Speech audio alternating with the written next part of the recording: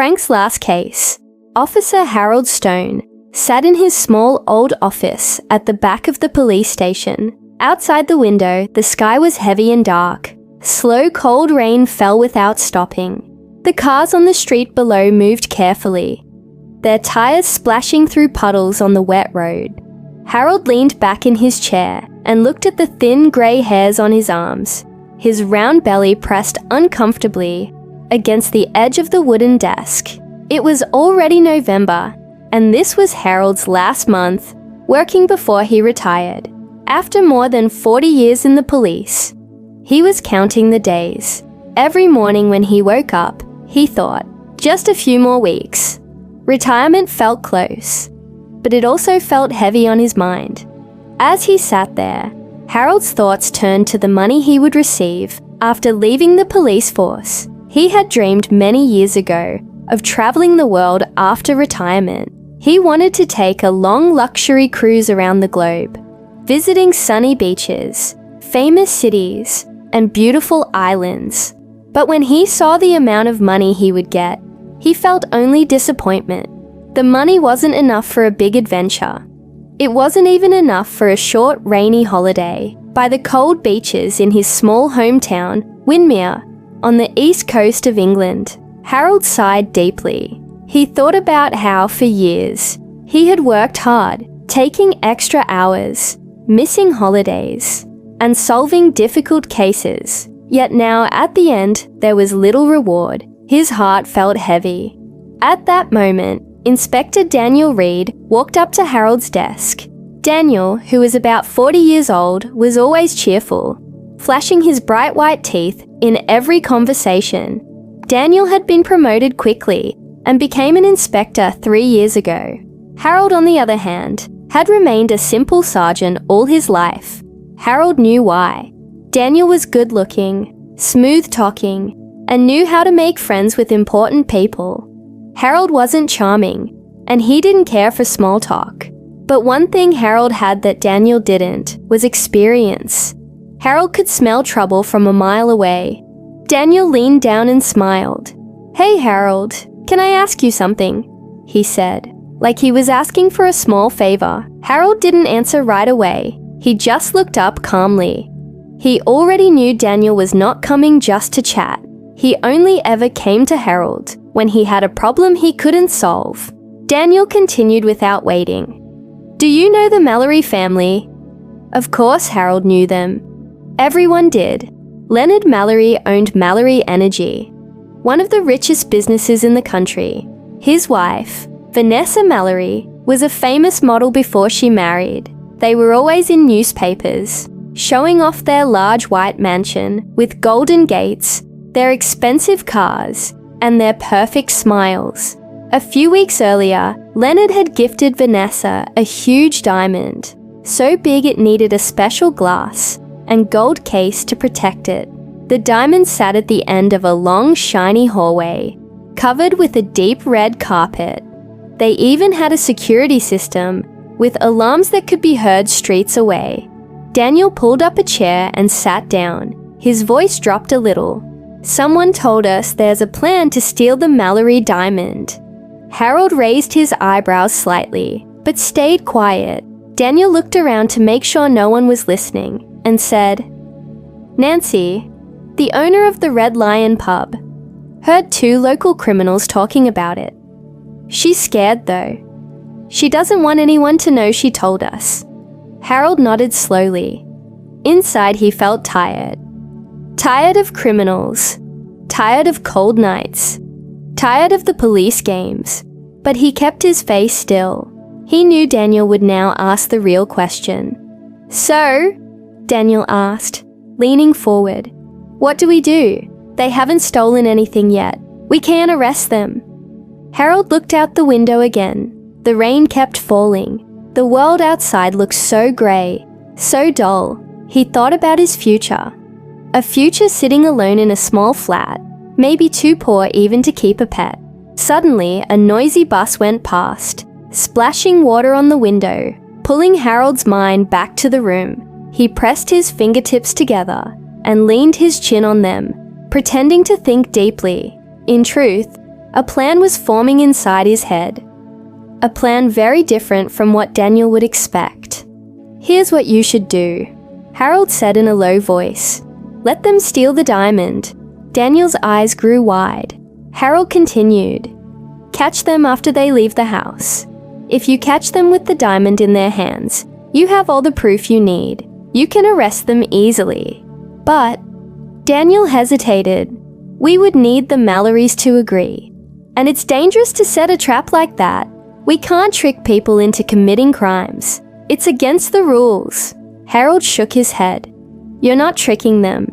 You're letting them do what they were already planning. You just catch them afterward, without warning. You can even stop them for a simple reason, like speeding. Then you search the car. That way, everything looks natural." Daniel rubbed his chin. He didn't like it, but he knew Harold's idea would work. It would keep Nancy safe and put the thieves behind bars. Harold leaned closer. "Of course. Whoever is there to catch them needs to be someone careful, someone who won't mess it up." Daniel smiled. "You mean you?" Harold nodded. "Are you sure, Harold?" Daniel asked.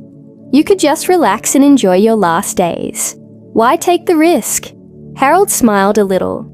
"Because this will be my last case. I want it to be a good one."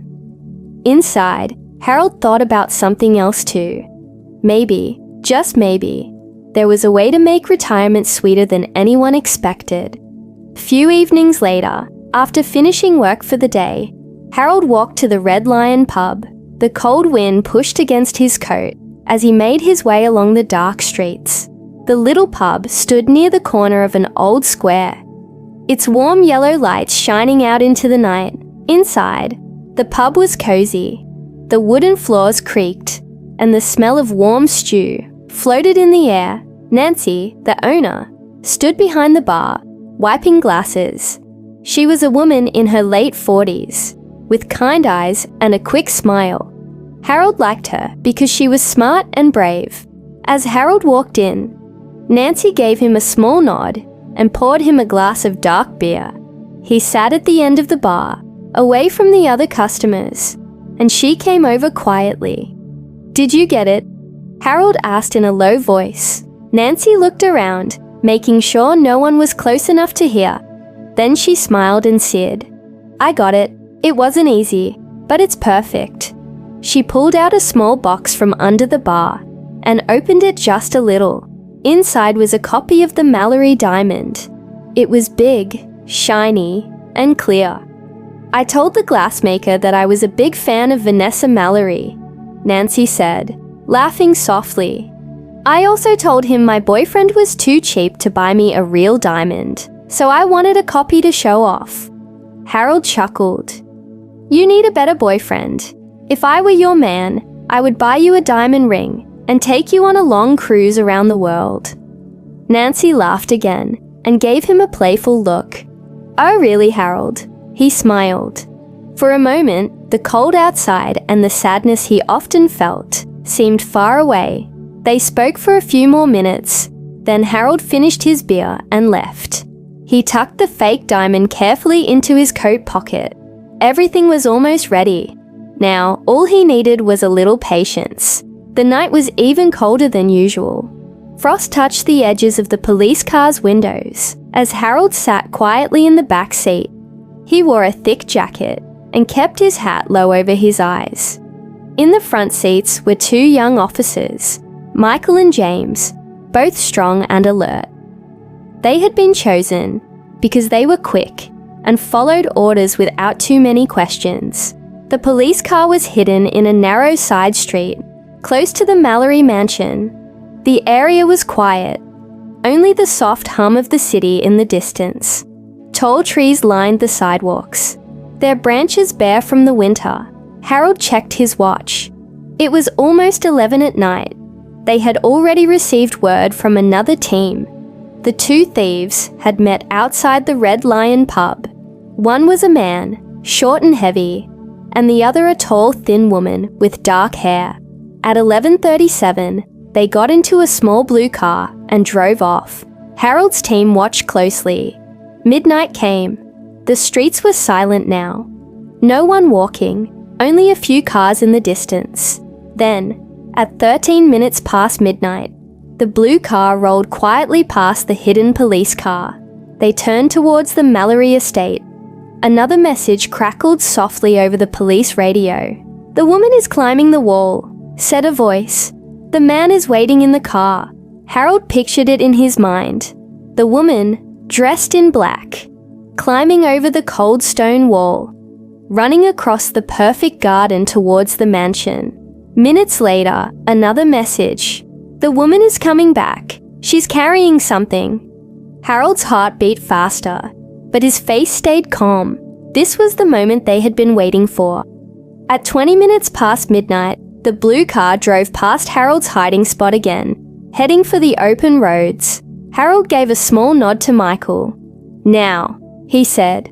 Michael switched on the flashing blue lights, and the police car moved out quietly and followed the thieves.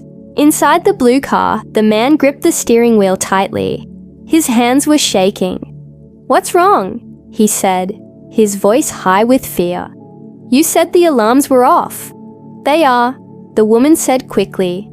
"Stay calm. They don't know anything. Just act normal." The man nodded, his face pale and sweaty. He pulled the car over to the side of the road and opened the window. The young officer, Michael, leaned down and spoke politely. "Good evening. You were going a little too fast back there. Can I see your license, please?" The man fumbled with his wallet, his fingers clumsy. His nervousness was easy to see. Meanwhile, Harold quietly stepped out of the police car. He walked slowly around the blue car, shining his flashlight into the back seat. Then he opened the passenger door. "Routine check," Harold said calmly. The woman's face tightened. She knew they had lost. Harold moved carefully, taking his time. He leaned into the car and looked under the seats. His old knees hurt as he crouched, but he ignored the pain. His fingers moved slowly across the carpet until he touched something cool and hard. He pulled it out carefully. A large diamond, shining even under the dim streetlight. Harold quickly slipped the real diamond into his jacket pocket. Then, from his own trouser pocket, he pulled out the perfect glass copy. He held it up high for everyone to see. "Look what we have here," he said loudly. "You two are under arrest for stealing this diamond." The man and woman didn't argue. They simply lowered their heads, knowing it was over. Michael and James moved fast, handcuffing the thieves and reading them their rights. Harold held the fake diamond carefully, pretending it was the real one, and placed it into an evidence bag. His hands were steady. His face gave away nothing. Inside, he smiled to himself. Everything had gone exactly as planned. Back at the police station, the night was cold and quiet. It was almost 2 in the morning when Harold and the young officers arrived. The building smelled of strong coffee and old paper. Everything felt still, as if even the walls were tired. Harold walked slowly to Inspector Daniel Reed's office, carrying the evidence bag carefully in his hand. Inside, Daniel was waiting. He stood up quickly when he saw Harold and the others. "You got them?" Daniel asked, his voice a little louder than needed. Harold gave a small, tired smile. He placed the bag with the fake diamond on Daniel's desk, as if he were placing a sleeping baby there. Daniel picked it up with great care. The diamond caught the light from the desk lamp and shone brightly. "Good work, Harold," Daniel said, truly impressed. "Really good work." Harold only nodded. He did not feel like a hero. His back hurt, and all he wanted was a hot cup of tea and a warm bed. Still, deep inside, he felt something else too. A quiet pride and a secret satisfaction that only he knew the whole truth. The two thieves were taken to the holding cells. They would spend the night behind locked doors, and soon after, their trial would begin. 5 weeks passed quickly. Winter had started to soften. Some days, the grey skies over Windermere showed small patches of blue. The cold winds still blew, but the days were slowly growing longer. Harold now lived in a new house on the edge of town. It was smaller than his old house, but warmer and much more comfortable. The living room had a large soft armchair, and Harold spent many happy hours there, reading books and drinking good tea. At his feet slept a new addition to his life, a large fluffy cat named Prince. Prince had golden fur and a proud walk, and he followed Harold around the house like a small king. Harold loved the cat's company. The retirement money alone would never have allowed him to afford such a pet or such a nice house. But now, life felt different, better in every way. On a quiet Sunday afternoon, Harold sat back in his chair with a glass of fine champagne. Prince purred lazily by the fireplace. The newspaper lay open on Harold's lap. The headline on the front page made him smile. Diamond thieves, sentenced to 6 years in prison. Under the headline, there was a large photo of Leonard and Vanessa Mallory, standing proudly beside their famous diamond, now sitting inside a new, extra-strong glass case. Harold leaned closer and studied the diamond in the picture. It sparkled just as it should. To almost everyone, it looked completely normal, brilliant and priceless. But Harold knew better. He knew that only an expert, someone with special training and the diamond right under their nose, would notice that it wasn't the real stone. The real diamond was hidden somewhere much safer now. Harold's eyes twinkled with quiet amusement. On the coffee table beside him lay a pile of travel magazines. Pictures of clear blue seas, white beaches, and colourful markets in faraway countries covered the pages. Harold picked one up and flipped through it slowly.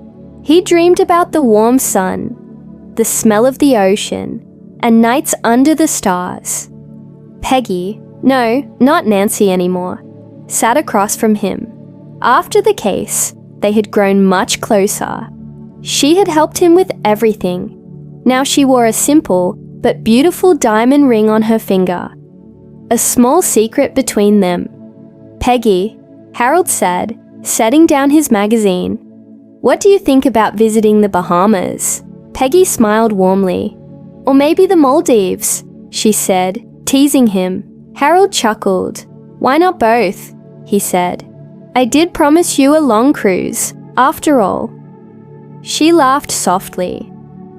And I'm glad I called you first when I heard those two fools talking about their plan. So am I, Harold said, reaching over and gently squeezing her hand. Outside the window, the grey clouds had broken apart and a few strong beams of sunshine lit up the garden. Spring was coming, and with it, a whole new life. Harold leaned back in his chair, feeling happy for the first time in a long, long while. Retirement, he thought, was going to be much better than he had ever dreamed.